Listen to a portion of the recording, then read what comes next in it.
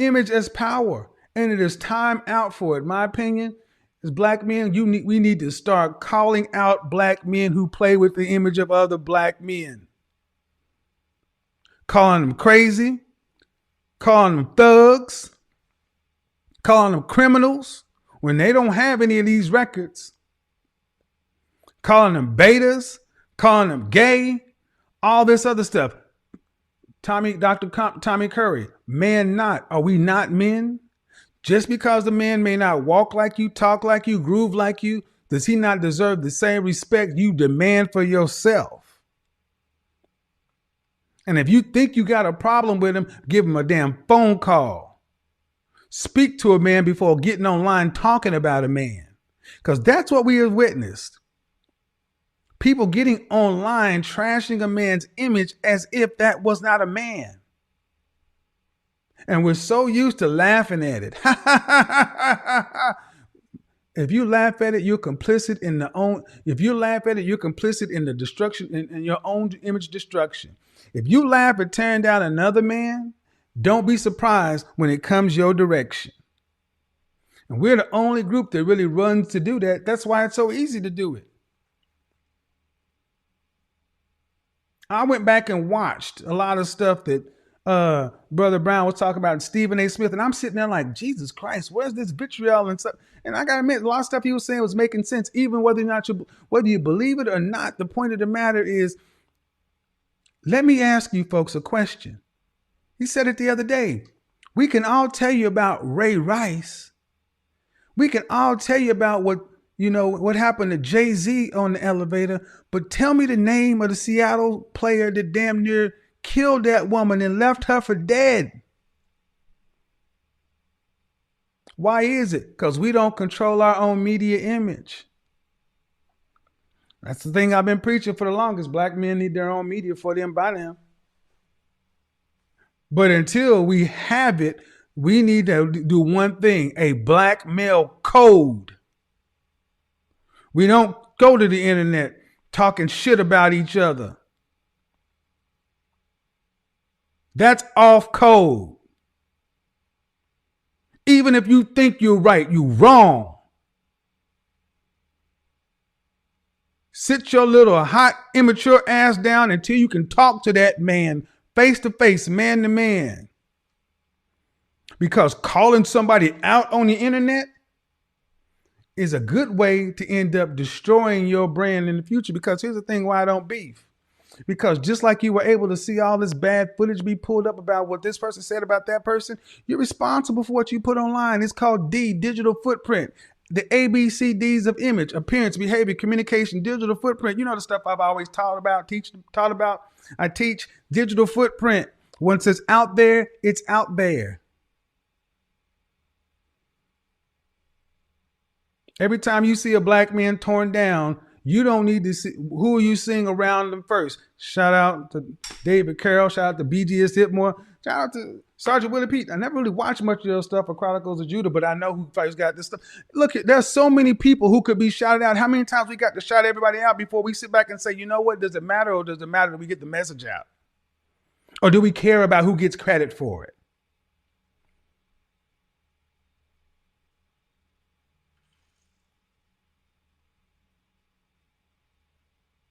Why is that so important?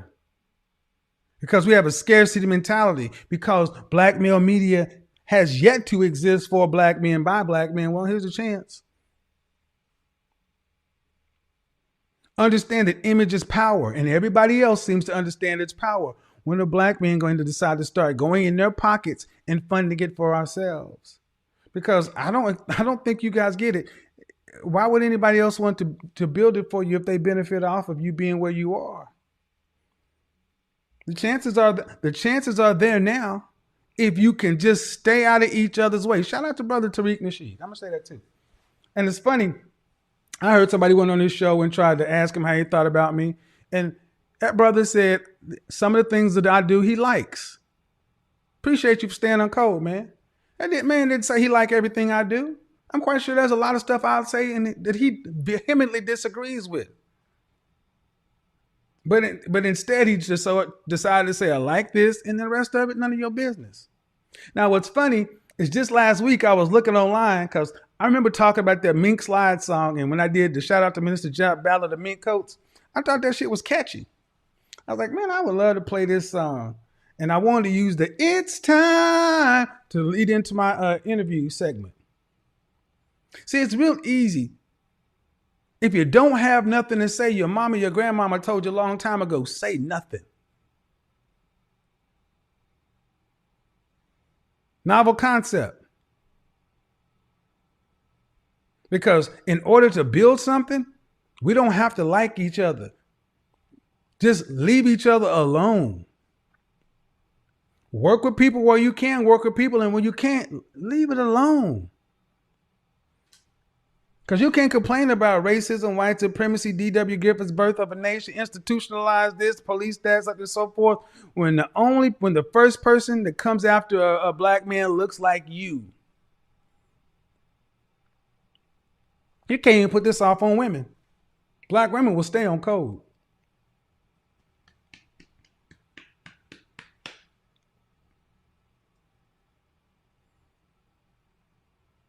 How many times has the brother decided to be destroyed on the nerve of, I'm keeping it real?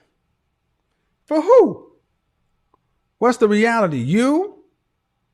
Oh, there's only one representation of what a black man should be, and that's you. So this person ain't what it should be. It should be you. Why does everybody else work in a market to where everybody can eat? That Highlander mentality. There can only be one. Why don't we just take the high ground and say, yeah.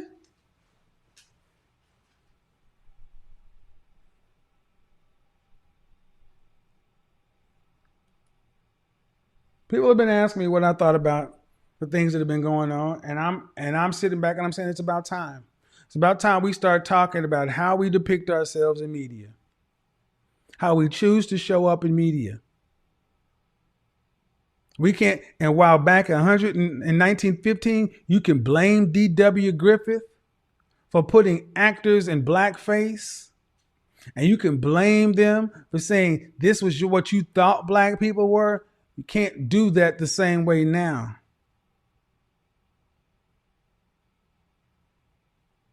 If we don't like our image, it's up to us to change it.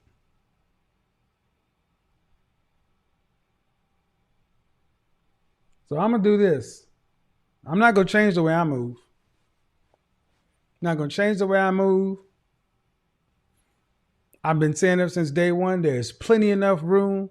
There's plenty of room. There's plenty of room. And we do better instead of trying to decide who leads. Who needs to lead when who needs to lead when the market ain't even created? Build your own. Joe Rogan don't complain about what somebody else is doing. He don't complain about what Philip DeFranco is doing. They don't worry themselves about what PewDiePie is doing or Mr. Beast or Dude Perfect. None of them.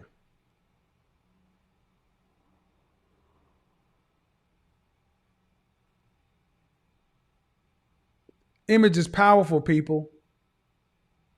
Image, mage, wizard, however you want to slice it.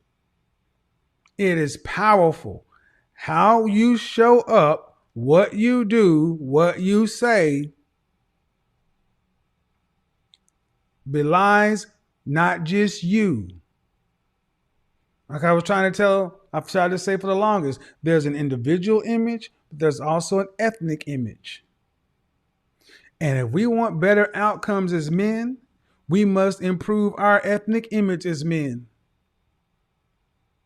That comes from the way we carry ourselves, the way we appear, A, the way we behave, B, the way we communicate, the words that come out of our mouths, the way we type, the way we write. How many of you will sit down and write a comment in the comment section?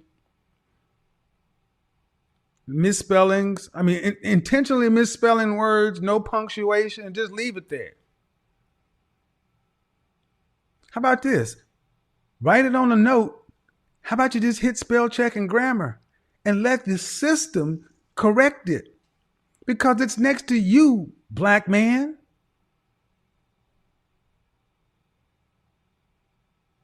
Appear, behave, communicate. And if you don't know how, time to go back to school.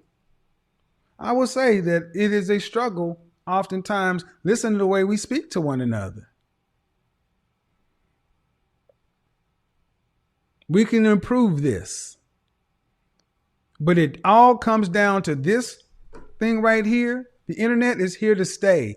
And what we put online, well, shout out to Maximus Decimus Meridius. What we do in life echoes an eternity. Once it's online, it will echo an eternity.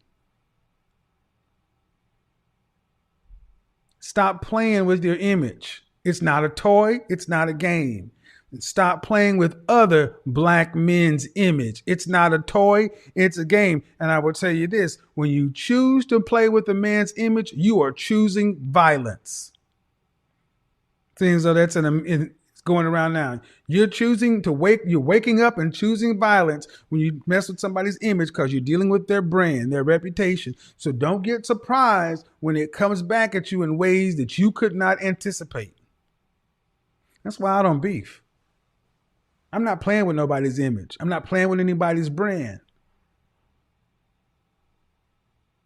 Too important.